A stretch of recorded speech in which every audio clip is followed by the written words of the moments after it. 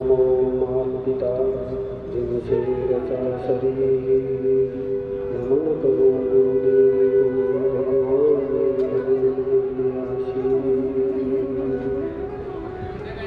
गुरु ब्रह्मा गुरु विष्णु गुरुदेव महेश्वर, गुरु साक्षात् परब्रह्म तस्मै श्री गुरुवे नमः। जय बोलो सदगुरु भगवान की। कोई अध्यापक भी हैं, बुजुर्ग भी हैं जो बहुत ज्ञान रखते हैं,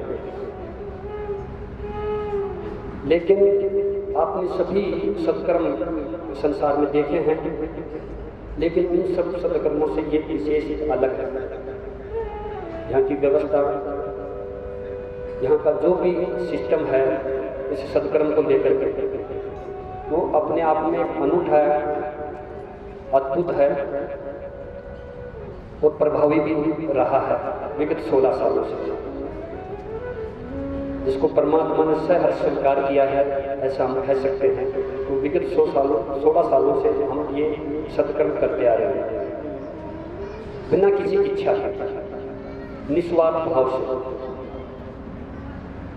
इसलिए हमें ऐसे सत्कर्मों में बैठने से पहले उस सत्कर्म का पता होना चाहिए कि ये सत्कर्म क्यों किए जा रहे हैं।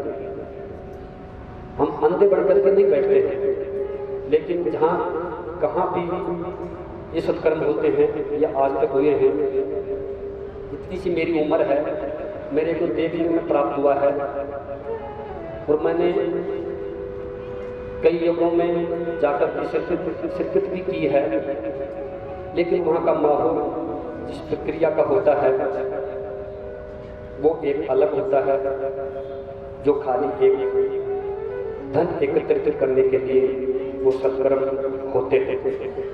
मैं मानता हूँ चलो सत्कर्म तो हो रहे हैं, लेकिन उसका अंश मात्र भी प्राप्त हो जाए 1% भी तो बहुत बड़ी बात है।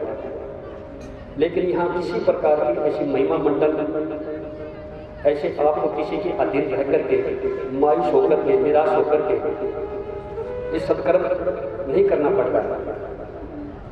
ये पूर्णतया उस परमपिता परमात्मा की असीम कृपा, सिद्ध योगी बाबा बालनाथ जी की असीम कृपा की शुल्की उनकी तपोभूमि की गोदी में बैठ करके ये श्रेय आप हम सबको प्राप्त हो रहा है, जो अति दुर्लभ है। आप कहेंगे अति दुर्लभ क्यों है? ऐसे महान ऋषि इस सृष्टि के अंदर यदा कदा आते हैं, जो हम वेदों में सुनते हैं, जो शास्त्रों में सुनते हैं, पुराणों में कथाओं के माध्यम से सुनते हैं कि सृष्टि में ऐसे ऐसे ऋषि थे, ऐसे ऐसे महान योगी महर्षि आए, लेकिन हमने उनका कभी भी उनको देखा नहीं, जाना नहीं। बहुत युगों, सदियों, हजारों, लाखों, करोड़ों वर्षों की पहली बात हो गई है और हम इस चीज को समझ भी नहीं पाते। और समय समय पर ऐसा प्रादुर्भाव ऋषि मुनियों का इस पृथ्वी पर अवतरित होता रहता है और ऐसे महान ऋषि सिद्ध योगी बाबा बालनाथ जी इस भारत की भूमि पर प्रकट हुए। उन्होंने त्याग तपस्या करते हुए और अष्टांग योग की प्रकाष्ठा को पार करते हुए और स्वयं परमात्मा के स्वरूप बन गए। उन्होंने अपना प्रमाण दिया, ऐसे नहीं कि बाबा जी बन के कपड़े पहन लिए, प्रवचन कर लिए। प्रवचनों से बाबा जी नहीं होते हैं। बाबा जी किसे कहते हैं? वो बाजी। यदि वो बाजी जीती तो बाबा जी, यदि वो बाजी नहीं जीती तो फिर बाबा जी है। फिर उन्होंने कुछ नहीं किया, लेकिन हम इन शब्दों का महत्व समझते नहीं और हम ऐसे अनर्गल लगते हैं, बाबा जी, मोटा, सन्यासी, जबकि इनका बहुत गूढ़ रहस्य इसके अर्थ में जाएंगे। ये ऐसे नहीं बनते। लेकिन आजकल के लोकाचार में, मानसिक परिश्रम में, तनाव में आकर के अपनी जो व्यवस्थाएं हैं उनसे जूझने का साहस नहीं रखने वाले वो साधु बन गए। जो संघर्ष नहीं करने वाले हैं वो साधु बन गए। इसको एक सरल माध्यम बना दिया, इसको एक सरल धंधा बना दिया, और जिसके माध्यम से आज के युग के अंदर गली गली में आपको प्रवचन करते हुए साधु संत मिल जाएंगे, कथावाचक मिल जाएंगे। भगवान का शायद वो सन्यासी के मुख से भी कभी नाम नहीं निकला होगा, ऐसी ऐसी व्याख्या वो कथावाचक कर बैठते हैं जिनको खुद को होश नहीं है कि मैं कौन हूँ। यदि उनको ये होश आ जाए कि मैं कौन हूँ, तो शायद वो इतने मंचों पर बैठ करके धस धस करके और इतने पैसों का ताम झाम बना करके ऐसे महिमा मंडल नहीं कर सकते। लेकिन सज्जनों, उनको भी उस का अनुभव का ज्ञान नहीं है, उन्होंने अनुभव किया ही नहीं है। वो किताब और पोथी पढ़ करके परायवाची एक शब्द के लाखों बोल करके और लोगों के मनों को इंप्रेशन करते हैं, और लोग एक तितली की तरह समझो, एक जानवर की जैसे समझो, जैसे लाइट में वो सोचे समझो उस प्रकाश को देखने के लिए भक्ति हैं और अपनी जान गवा देती है, उनको कुछ नहीं मिलता है। ऐसे उनको भाव बना करके उकसा करके उनको इकट्ठा कर लिया जाता है और उनसे धन ऐठने का काम करते हैं। लेकिन सज्जनों, वो रास्ता नहीं दिखा सकते।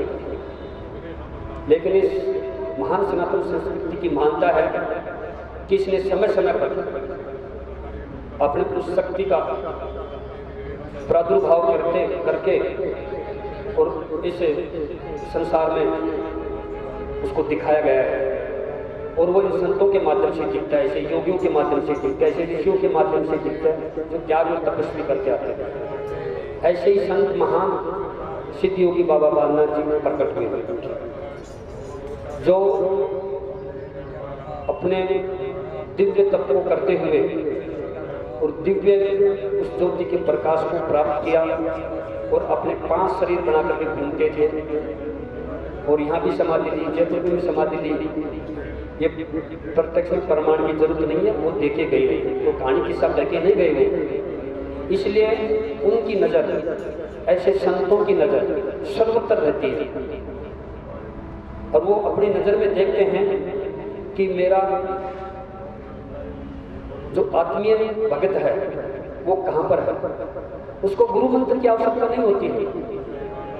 बाकी तो छोटे मोटे संत गुरु मंत्र देते हैं और अपना एक कोलैबोरेशन बनाते हैं, संगठन बनाते हैं, और वो ही अनुयायी आते रहते हैं और उनको देते रहते हैं, अन्य को नहीं देते।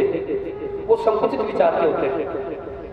लेकिन परम संत होते हैं, तपस्वी संत होते हैं, कायाकल्पी संत होते हैं, उनकी विस्तृत नजर होती है चारों तरफ, और जहाँ भी उनकी आत्मा दिखती है उसको वो खींच लेते हैं। चाहे वो गुरु मंत्र ले चाहे नहीं ले, उसके स्वभाव को, उसके कार्यशैली को, उसके विचार को, उसकी सोच को अपनी तरफ खींच लेते हैं और वो खींच के आ जाते हैं और उनकी एक पल नजर भर में वो मोक्ष को की कृपा करने का प्रयास करते हैं। ऐसे संत लोग, ऐसे तपस्वी लोग। तो सतगुरु जी कहते भी थे कि जो भी मेरी आत्मा का होगा वो कहीं पर भी बैठा वो एक दिन अवश्य इस भूमि पर आएगा। सदनों, इसका प्रमाण साक्षात में होते हुए देख रहा हूं विगत 16 सालों से। जहां जहां भी दूर दूर से 300-300 किलोमीटर से महानुभाव आ रहे हैं, कभी देखा नहीं, कभी समझा नहीं, कभी जाना नहीं। सज्जनों, उन दिव्य शक्तियों की आत्माओं को देखने और परखने की कोई आवश्यकता नहीं होती है। वो स्वतः ही देख लेती है और स्वतः ही उन पुण्यों को देख करके वो अपने आप उसे अपनी ओर खींच लेती है और उस पुण्य को उसको सफल बनाने के लिए, उसको निर्णय बनाने के लिए वो कृपा करते हैं। और उस कृपा के लिए आज आप हम सभी यहाँ इस यज्ञ के सत्कर्म के माध्यम से एकत्रित हुए हैं। ये अपने आप में बहुत दुर्लभ बात है। इसलिए सज्जनों, हमको ये जीवन जो मिला है ये अति उत्तम जीवन मिला है। परंतु तुम इस बात को मत भूल जाना कि प्राप्त उत्तम जीवन की सार्थकता धर्म को धारण करने में, मन की प्रसन्नता में, दिल की निर्दोषता में, हृदय की पवित्रता में ही है। सज्जनों, ये मानव जीवन बहुत दुर्लभ है। जिसे पाने के लिए देवताओं को भी तरसते बताया गया है। ऐसा क्यों? क्योंकि उस परमपिता परमात्मा की इच्छा कल्पना मात्र से सृष्टि का निर्माण हुआ और संकल्पों से धीरे धीरे इस सृष्टि का संरचना की गई। 184 जीव बनाई गई। उस 184 जीवाणुओं के अंदर उत्तम श्रेष्ठ योनि मनुष्य योनि को बताया गया है। ऐसा युगों युगों से बताया गया है और प्रमाण भी है कि अभी तक इस योनि से ऊपर हमें किसी प्रकार की योनि दिखाई नहीं दी है जिसके बारे में हम व्याख्यान कर सके या बता सके। तो आप हम कितने भाग्यशाली हैं कि हमें वो दिव्य आत्मस्वरूप ये मानव योनि मिली है। सज्जनों, हमारे असीम पुण्योदयों से एवं हमारी माता पिताओं की कई मिन्नतों के बाद ये मानव जीवन आप हमको मिला है। क्या इसे यूं गंवा देना चाहिए? जो उम्र चली गई वो तो गर्द गई, जो उम्र बची है उसे संभालिए, क्योंकि मृत्यु की हड्डियों के साथ जाने वाला केवल कुछ है तो वो धर्म है। जिन भौतिक संसाधनों को हम जुटा करके और फूले नहीं समाते हैं, सज्जनों, इससे भगवान प्रसन्न नहीं होता है। इसको विशेष ध्यान देकर के अपने कार्य व्यवहार में जीवन शैली को व्यतीत करना चाहिए। बड़ी मुश्किल से ये प्राप्त होती है।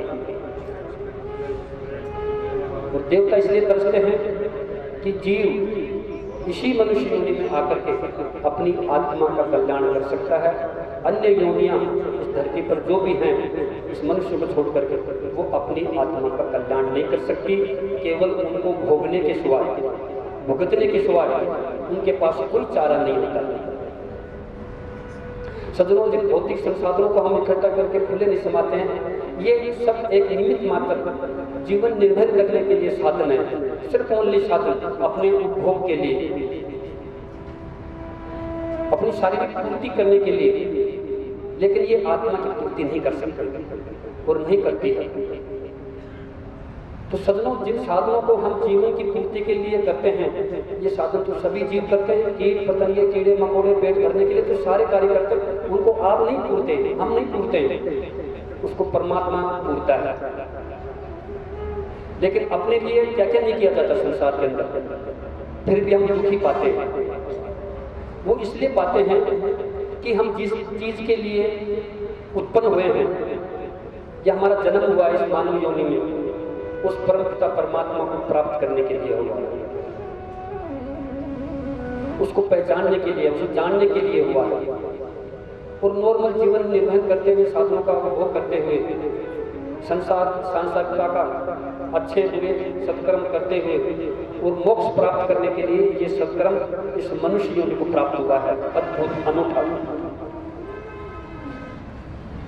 जिसकी गहराई में नहीं जाकर के और इस जीवन को ऐसे ही व्यर्थ गंवाते रहते हैं कई कार्यकलापों में, झूठ साँच में, बोलीचाली में, सिर्फ 1-2 पैसे इकट्ठे करने के लिए, जबकि वो अपने साथ नहीं जाएंगे। अपनी साथ जाएगा तो वो सत्कर्म जाएगा, वो अच्छी नेकी जाएगी, वो अच्छा किया वो साथ जाएगा। अच्छा मन पवित्र रख करके जो कार्य धर्म सम्मत किए जाते वो हमारे साथ जाएगा। लेकिन सज्जनों, ऐसा बहुत लोग कम करते हैं। ये समय है, इस संसार में अंतिम क्षण का समय है ये, तो लोगों का ज्यादा से ज्यादा प्रभाव बढ़ रहा है। जंगल के जानवर घट रहे हैं, पेड़ पौधे घट रहे हैं। अब इस मनुष्य योनि का जमाना है, बहुत ज्यादा घट रही है। और जब दीपक शांत होता है तो एकदम उजाला करके होता है। इसलिए अब इस जनता का उजाला हो रहा है, तो आने वाला समय भी बहुत कठिन होगा।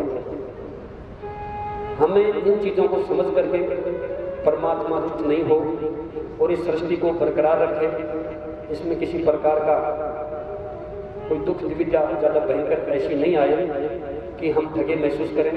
इसलिए बार बार उस परमपिता परमात्मा से हम प्रार्थनाएं, स्तुति और ऐसे सत्कर्म करते रहने चाहिए, जिससे हमारी मन की मनोवृत्ति का पर अंकुश लगता है। वो तृष्णा की पूर्ति किसी की भी नहीं हुई है। हम वेद और शास्त्रों के अंदर पढ़ करके आए हैं, धर्म ग्रंथों में पढ़ा है, साधु संत महात्माओं के प्रवचन से सुना है, फिर भी वो खुद स्वयं उस चीज में लगे हुए हैं।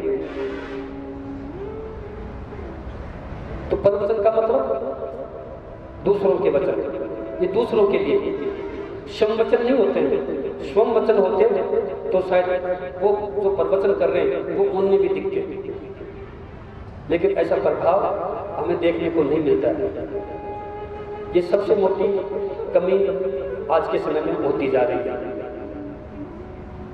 पहले ऐसा नहीं था, पहले बहुत त्याग था और सभी साधु संत उस साधु पर जीवन व्यतीत करते थे। आज आप सभी देख रहे होंगे कैसा माहौल है, लेकिन फिर भी इस आधुनिकरण की युगता के अंदर उस गुरुदेव सिद्ध योगी बाबा बालनाथ जी ने हम सब पर बड़ी कृपा करी है। ऐसा सत्कर्म निस्वार्थ भाव से देने के लिए उनका जितनी बार धन्यवाद दिया जाए उतना ही कम है। सदनों, ये अपने आप में बहुत बड़ी बात है, पैसों की बात नहीं है। ऐसे सत्कर्म को 365 दिन तक करना, ये अपने आप में विलक्षण कार्य है और ये कार्य संपूर्ण उस स्वयं परमपिता परमात्मा की असीम कृपा से हो सकते हैं, अन्यथा नहीं हो सकते।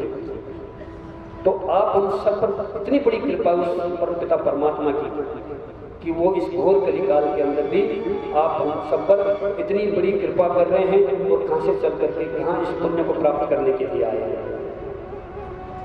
ऐसे दिव्य महान विभूति सिद्ध योगी बाबा बालनाथ जी की तपोभूमि की गोदी में बैठकर ये सत्कर्म आज आप हम सब करेंगे। सज्जनों, उनकी आत्मा के अंश हैं आप सब।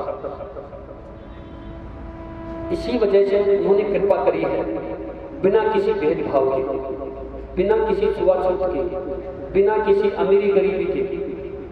कितनी बड़ी कृपा हुई है। नहीं तो आजकल सब लोग देखते हैं कितने पैसे वाला है, भाई पैसे वालों में जाकर टोकना, कुछ पैसे भी चढ़ाएंगे, कुछ पैसे भी आएंगे। तो अच्छी कोई पार्टी हो, उन सबको इकट्ठा करते हैं लोग ऐसे छोटे मोटे सत्कर्मों के अंदर, फिर उन सत्कर्मों की बोलियां लगाई जाती है, फिर पैसे इकट्ठे किए जाते, फिर सत्कर्म किया जाता है। तो सारा ध्यान तो उस अहंकार बस भूल जाता है, तो वो सत्कर्म ऐसे नहीं हो पाते, उसका सकारात्मक अर्थ नहीं निकल पाता है। ऐसा आप हमने सभी देखा है, लेकिन यहाँ किसी प्रकार का ऐसा कोई प्रोपेगेंडा नहीं किया गया है। तो सज्जनों, ये मानव जीवन आप हमें जो मिला है ये अति दुर्लभ है और ये धर्म सम्मत कार्य करने के लिए है। सज्जनों, ये जीवन खाने पीने और सजोने के लिए नहीं मिला है, अपितु अपने कर्मों का क्षय कर अक्षय आनंद, अक्षय सुख प्राप्त करने के लिए मिला है। उससे अपने आप को परमात्मा का स्वरूप बनाने के लिए ये जो जीवन मिला है, इस भारतीय संस्कृति में होता है कि मनुष्य नर से नारायण बन जाता है, उस भक्ति को प्राप्त करते हैं। एक साधारण मनुष्य भी नारायण की ओर प्रगति कर सकता है इन सत्कर्मों के माध्यम से, ऐसे धर्म के कार्यों में संलग्न रह करके। सबने उस परमपिता परमात्मा ने सब कुछ दिया है अपने को, फिर भी इस संसार का समस्त रिमोट कंट्रोल उस परमात्मा ने अपने हाथ में रखा है।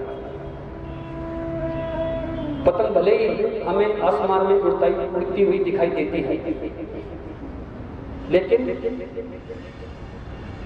उसको जो उड़ा रहा है, जो डोर पकड़े खड़ा है, उस बालक के हाथ में जो डोर है। बंदर भले ही उछल कूद करता है, लेकिन उस पर अंकुश मदारी का ही होता है। खेल के मैदान में खिलाड़ी एम्पायर के सामने कितना भी आवेश में क्यों नहीं आ जाए, लेकिन अंतिम फैसला एम्पायर का ही होता है। बस उसी तर्ज पर हम पुरुषार्थ के क्षेत्र में बहुविध प्रयत्न करते हैं।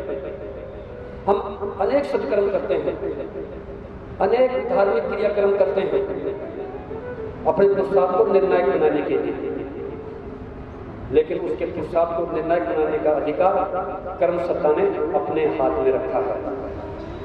तो सज्जनों, अपने इस पुरुषार्थ को निर्णायक बनाने के लिए उस नियंता, उस परम पुरुष, उस अलग पुरुष, देव के देव महादेव भगवान मृत्युंजय रुद्र महायज्ञ के चरणों में अपनी प्रार्थना और स्तुति करें। ये स्वर्णिम अवसर हमें प्राप्त हुआ है, ये 5 दिन का अवसर है, इसे हमें नहीं चूकना चाहिए और इसको इतने ध्यान से, मगन से होकर के इतने सरल तरीके से कर पाएंगे जिसके बारे में आपने कभी नहीं सोचा होगा। मैं पहले बता रहा था कि ये अनूठा और अद्भुत प्रयास है कि हमें हमेशा, कुछ लोग प्रबुद्ध लोग यहाँ बैठे होंगे, बुद्धिजीवी लोग बैठे होंगे, शायद महसूस करेंगे थोड़ी देर बाद के अंदर कि हम यहाँ बैठे हुए हैं और ये सदकर्म कर रहे हैं, हमें पंडित जी तो मिले ही नहीं कुंडों के ऊपर, फिर हमारा सदकर्म कैसा हो। सज्जनों, इसकी गहराई में हमें समझने की और जाने की आवश्यकता है, तभी हम इससे पार जा सकते हैं। लेकिन हमारी मन बुद्धि को इस तरीके से बता कर कैसे कर दिया गया, एक पत्थर की तरह, जो पत्थर स्वयं नहीं चल सकता है उसको उठाना ले जाना पड़ेगा, उसको तोड़ना पड़ेगा, उसको बार बार में त्रासना पड़ेगा। लेकिन सज्जनों, मनुष्य को ऐसा नहीं होना चाहिए। लेकिन हमें ऐसे हमारे धर्म के ठेकेदारों द्वारा ये बना दिया गया कि हम करेंगे, तुम्हारे हाथ लगाएंगे तभी तुम्हारा पुण्य होगा, जबकि सज्जनों ऐसा नहीं है। ये अंधविश्वासी लोग हैं जिनको बहुत गहरा ज्ञान नहीं है। वैसे ज्ञान तो किताबें बहुत है, प्रखंड विद्वान है, लेकिन फिर भी अपनी स्वार्थ पूर्ति के लिए ऐसा लोगों को कहते रहते हैं और हमें लकीर के फकीरी बनाए रखते कि हम जाकर के उस परमात्मा का घर बैठे नाम नहीं ले सकते, पूजा अर्चना नहीं कर सकते। कमाल की बात है। ठीक है, शुरू में तो हो सकता है, लेकिन सबसे बड़ी विडंबना क्या है कि हमने शुरू से ध्यान दिया ही नहीं, इसलिए बार बार विद्वानों की, पंडितों की जरूरत पड़ती है हमें। क्यों? हमने शरीर को उस तरीके से लाइफ किया ही नहीं। फर्स्ट बार मिले, सेकंड बार मिले, थर्ड बार मिले तो ठीक है, लेकिन बार बार रोज ही मिले और रोज ही करें तो फिर मुश्किल है वो कार्य होना। लेकिन हमने यहाँ प्रयास किया है कि इस एलईडी के माध्यम से कि आप देख करके अच्छे से करें, क्योंकि आपके पास पंडित जी रहते तो आप समझ सकते हैं कि पंडित जी यहाँ कोई महानुभाव बुजुर्ग लोग किसी यज्ञ में सम्मिलित हुए हों और उनको पंडित जी मिले हों कुंडों के ऊपर, तो वो क्या करवाते हैं वो आप सभी को विदित होगा, मालूम होगा। वो क्या करवाते हैं, जो भी सामग्री है, क्योंकि आचार्य तो एक ही है, दिशा निर्देश देने वाला, उस सत्कर्म को करने वाला, कराने वाला। लेकिन जो बैठते हैं वो ये बताते हैं कि भी आचार्य जी अब ये बोल रहे हैं, हम ध्यान नहीं दे पाते, तो फिर हम और बुद्धू हो जाते हैं कि अब तो पंडित जी बैठे हैं, अपनी कोई चिंता नहीं, ये करते रहेंगे। तो बेचारे पंडित जी की ड्यूटी रहती है, वो क्यों अब आए हैं तो कर्म तो करना ही पड़ेगा। तो अपना ध्यान और कहीं भ्रमित होकर के और पंडित जी रोली मोली चावल लेकर के हाथ के हाथ लगा करके पूजा करवाते रहते हैं बेचारे, आपका ध्यान वो कहीं रहता है। बस फिर आप सोचते हो ये करवा रहे ऐसा पुण्य प्राप्त हो जाएगा।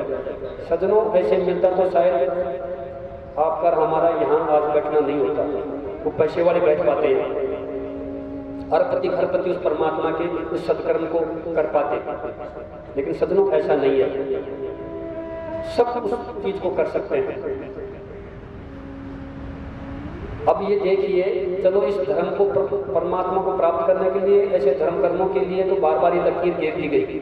यदि ये लकीर सांसारिकता में घेर दी जाती तो क्या हाल होता। आज हम जिस तरीके से इन सत्कर्मों को छोड़ते हुए आगे कर नहीं पा रहे, बहुत पैसे लगते हैं, तो ऐसे इस संसार की व्यवस्थाओं को भी हम यदि प्राप्त नहीं कर पाते, क्योंकि एक बच्चा अबोध बालक जब स्कूल में जाता है 3 साल का बच्चा होता है, और जब 3 साल का बच्चा होता है उसमें 25 बच्चे एक क्लास में होते हैं या 15 बच्चे एक क्लास में होते हैं, छोटे बच्चे ट्रैप में जो पहली बार जाते हैं, तो उनको तो कम से कम एक बच्चे को एक टीचर मिलना ही चाहिए, क्योंकि उनको तो लिखना ही नहीं आता है। हर टीचर उसके हाथ पकड़ के लिखवाएगा ऐसे, जब वो सीखेगा 1 साल तक, फिर दूसरे उसको टीचर मिलना चाहिए। ऐसे यदि हर बच्चे को टीचर दिए जाते और ये लकीर डाल दी जाती इसके बिना कुछ नहीं होगा, तो सजनों एक पीरियड के अंदर, एक क्लास के अंदर 25 स्टूडेंट है तो 25 टीचर चाहिए होते हैं। और उसके सेक्शन कितने होते हैं, उतने टीचर। फिर क्लास कितनी होती है, फिर बता दीजिए आप कितने पैसे लगेंगे आपके। आप अपनी जिंदगी में अपने बच्चे को प्रेम भी नहीं करा सकते थे आप, क्योंकि 8 टीचरों का आपको मेहनताना देना पड़ता है, जो आज एक टीचर का भी मेहनताना नहीं दे पा रहे हैं आप। उसमें भी आप आंदोलन कर रहे हैं, स्कूलें हमारे पास बहुत फीस ले रही हैं हमारे, जबकि एक टीचर 50 बच्चों के घंटे पढ़ाता है। और आपने देखा होगा बड़े बड़े इंस्टीट्यूट में, जैसे नीट है, IAS की तैयारी करते हैं, RS बनते हैं, उसमें 200-200 बच्चे एक क्लास में बैठते हैं और उसमें टीवी भी नहीं दिखाया जाता है, उसमें स्पीकर, और इतने 25 बच्चे भरे रहते हैं, फिर भी उस बोर्ड की तरफ और लेक्चर देते हैं, उसको सुनने के लिए आतुर रहते हैं बच्चे। और उनमें से कौन से बच्चे निकल पाते हैं, जो जिज्ञासु होते हैं, जिनकी नज़र अपने टीचर के ऊपर होती है, उनके कान उन माइकों के ऊपर होते हैं कि क्या बोल रहे हैं, उनके हाथ जो पेन पकड़े हुए उसकी कॉपी के अंदर होती है, उनकी नज़र बार बार वो करते हैं और उसका अभ्यास करते हैं, उसको बार बार जिज्ञासा से कंटिन्यू उसका फोकस बनाए रखते हैं। तो वो ही IAS RS बन करके कहाँ पद पर पहुँच जाते हैं, सिर्फ एक टीचर से और 200 टीचरों पढ़, मतलब एक टीचर से 200 बच्चों पढ़ करके और कितने आगे बढ़ जाते हैं। और हम यहाँ एक पंडित जी को मिलते हैं, फिर भी अपना कल्याण आज तक नहीं हुआ है, क्योंकि हमने सही तरीके से उस पंडित जी की महिमा समझी नहीं। जबकि पंडित जी आचार्य कितनी मेहनत करते हैं और विद्वता ग्रहण करते हैं, उनका जो वास्तविक सत्कर्म है, पाक दृष्टि पवित्रता से पूजा पाठ और जप, सच्चा संकल्प लेकर के और उस अपने यजमान के लिए वो कार्य करता है, त्याग करके, और अपना जीवन भी वो साधन में व्यतीत करता है। उस मनोस्थिति को ऐसे पवित्र बना के रखता है कि मैं जो सत्कर्म मेरे यजमान के लगे। ऐसे भाव उसके अंदर, विद्वान के अंदर पैदा किए जाते थे पहले, लेकिन वो अब चीज वो नहीं हो रही है। तो ज्यादा प्रकार का खराब काम नहीं हो, इसलिए हमने सारी चीजें सोची हैं और समझी हैं कि हमारा सनातन इतना पीछे क्यों होता जा रहा है, हमारे लोग धर्म से दूर क्यों होते जा रहे हैं, क्योंकि पैसों का टाइटल बढ़ गया, अभिमान का, अहंकार का। यहाँ पर किसी प्रकार का अभिमान नहीं है, किसी प्रकार का अहंकार नहीं है, किसी के अधीन रह करके आप कोई कार्य नहीं कर रहे। हम सब, आप और मैं सब, हम सब उस परमपिता परमात्मा की असीम कृपा के नीचे बैठ करके ये सत्कर्म करने का प्रयास करेंगे।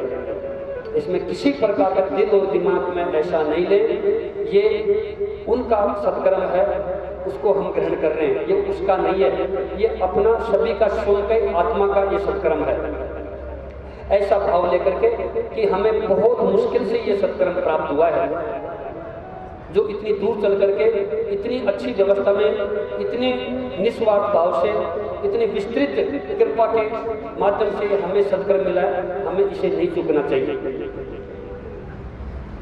सज्जनों, काल का कोई क्षण सामान्य नहीं होता है, वो अमूल्य होता है, वो गैरकल्पनीय होता है, क्योंकि वो कोई क्षण था जिसने आप हमको ये जीवन दिया है। तो ये जो क्षण मिला है सत्कर्म करने का, ये अपने आप में अनूठा है, अद्भुत है, ये स्वर्णिम अवसर है, ये स्वर्णिम क्षण है ये। इसलिए अपन को 5 दिन तक बिना किसी भेदभाव के, बिना किसी इधर उधर की बातें करते हुए, चुगली चाटे करते हुए, क्योंकि आप सब अपना घर छोड़ करके 5 दिन के लिए उस परमपिता परमात्मा स्वरूप श्री योगी बाबा बालनाथ जी की कृपा को प्राप्त करने के लिए आए। और अवश्य कृपा प्राप्त होगी, इसमें कोई संशय, कोई दो राय नहीं है। ये विगत 16 सालों का प्रमाण है। तो आप हम तल्लीन होकर के, क्योंकि हम बड़ी बड़ी बातें कर सकते हैं आपको प्रभावित करने के लिए, लेकिन हम इन बातों के ऊपर ध्यान नहीं देना चाहते। उनसे कुछ प्राप्त नहीं होने वाला जब तक हम प्रैक्टिकल उस सत्कर्म को नहीं करेंगे। अपने हाथों से, अपने दिल और दिमाग से, अपनी नज़र से, अपनी सोच विचार से तब तक पवित्र होकर के उस सत्कर्म को अपने कर कमलों द्वारा, अपने शरीर के द्वारा, अपने बाहों के द्वारा नहीं करेंगे, तब तक कुछ सुनने से प्राप्त नहीं होगा। सदनों ऐसे सुनने से प्राप्त होते तो लोग पता नहीं कितने क्या सुनते हैं, क्या करते हैं, पता नहीं कहाँ पहुंच जाते, कहाँ मौत मुक्ति हो जाती है। लेकिन सदनों नहीं, तो फिर तो ऐसे संत आते हैं बड़े बड़े, तो उनको त्याग तपस्या की क्या जरूरत है? वो तो ठेठ के होते। जब भगवान उनको इतनी कृपा कर देता है तो उनको क्यों कठिन तपस्या करनी पड़ती है?